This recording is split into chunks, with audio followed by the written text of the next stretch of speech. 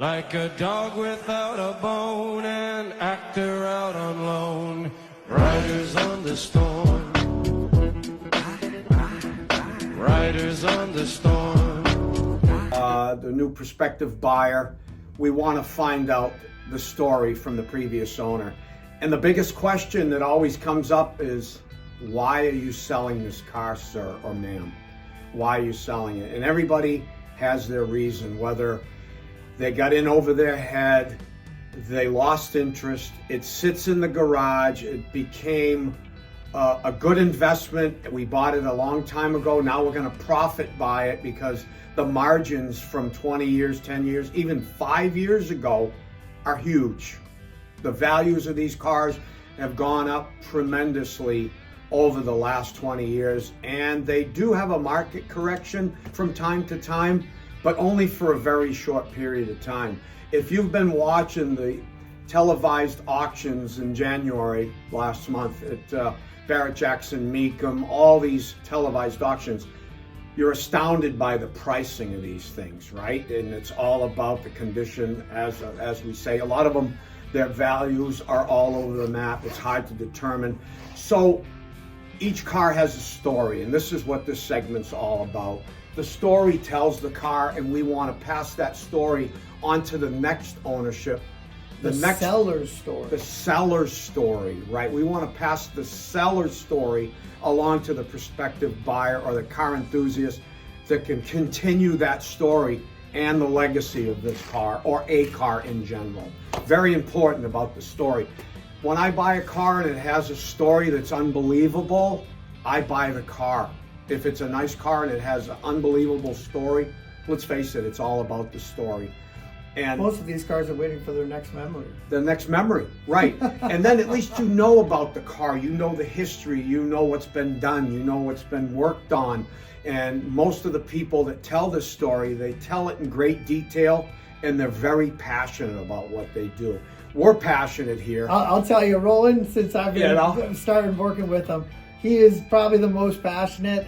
Some of his YouTube videos, if you go back and watch, his enthusiasm when he's talking about something, you can tell when he's excited about something that he's getting and stuff like that. So not only is it the seller story, but it's also obviously the new seller, the new owner, the new owner story. Being him, loves to sell these cars, and he loves seeing them go to a new home, right? Because the memories that they come back with, the people that tell you, and you buy back a lot of vehicles from your old sellers. Correct. Is that correct? Yes, yeah. So over the last 28 years, we've been here at Carroll Street Auto. I've been in the industry since 1981.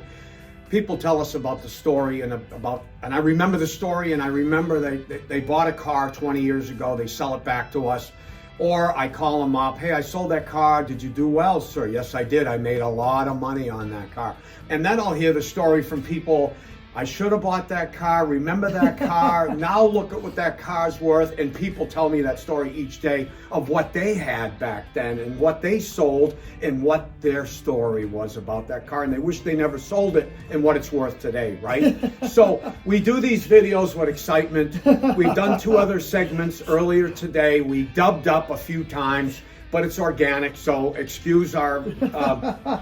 Hey, listen, we're new at this. We're not retaking the video. We're just it's gonna roll off our tongue. Hey, listen, we hope you just enjoy, and hopefully you get some knowledge from it.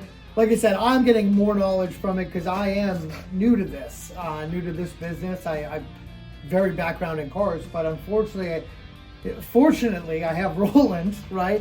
Not unfortunately. Unfortunately, I don't know a lot about this stuff, but when I started digging into this a little bit further, from the Barrett Jackson, not Mecca, but Mecum,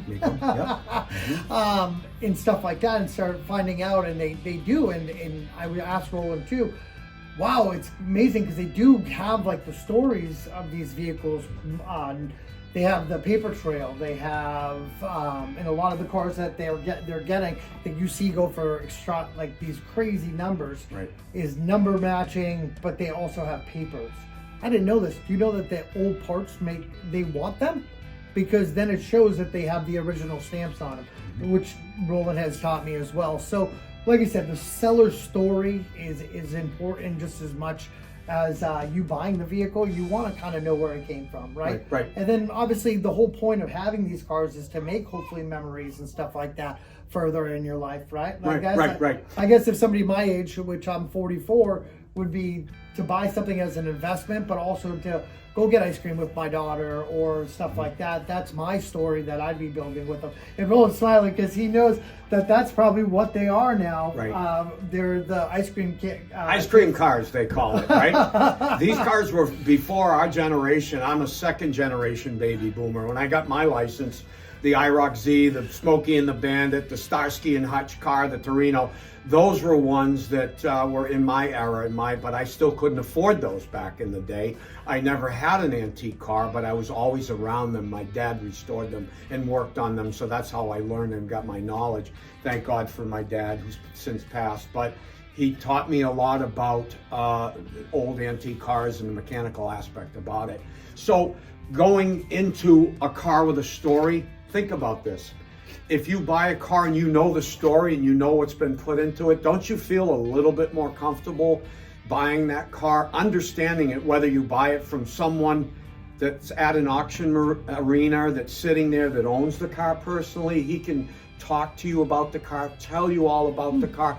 It makes you feel more comfortable and puts your mind at ease, because you can't really drive them at an auction. So auctions can be very beneficial too, because there's a lot of knowledgeable people, but getting it from the horse's mouth, the owner, is really kind of important, and they can share that history, that story, the condition, what's been done. And these things are huge, right? You don't want to buy a car and bring it home and then find out that it needs a lot of extensive work and it wasn't something that, it looks beautiful, but yet you didn't know of the repairs that it needs without getting that information. And that's where dealerships are pretty important too, because these guys are pretty knowledgeable and they'll tell you the skinny of what they know, because they pass the story and the knowledge and what they know based on nothing like the owner's enthusiasm, right. because you know what you're getting into. I think by how the guy would describe the car, you know, like at the end of the day, I think the enthusiasm, being at an auction and actually talking to somebody, that's probably the coolest experience, because you get it from the horse's mouth. You get the horse's mouth, yeah. Or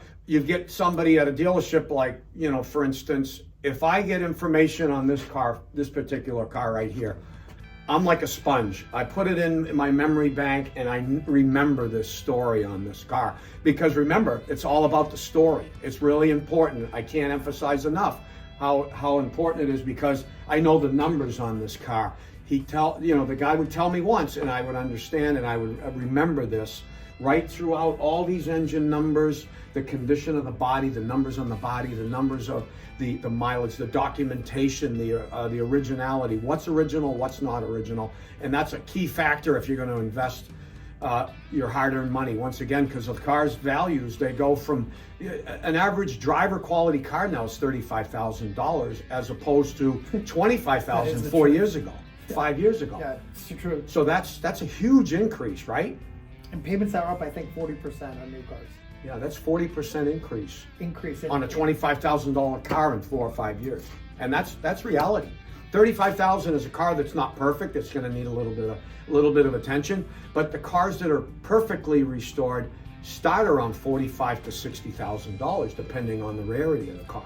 So, but we're going to talk about condition and verification of numbers on our next segment of how to buy a car from Carroll Street Classics. Not buy it from us, but at least learn from us.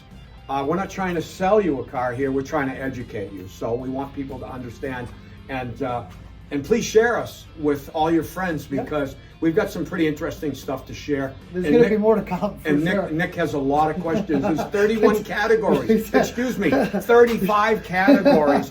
We're on our third one, and we try to keep them around 7-8 minutes. Have a good day, guys. Make sure you like and subscribe. Yep. Like a dog without a bone, an actor out on loan, riders on the storm, riders on the storm.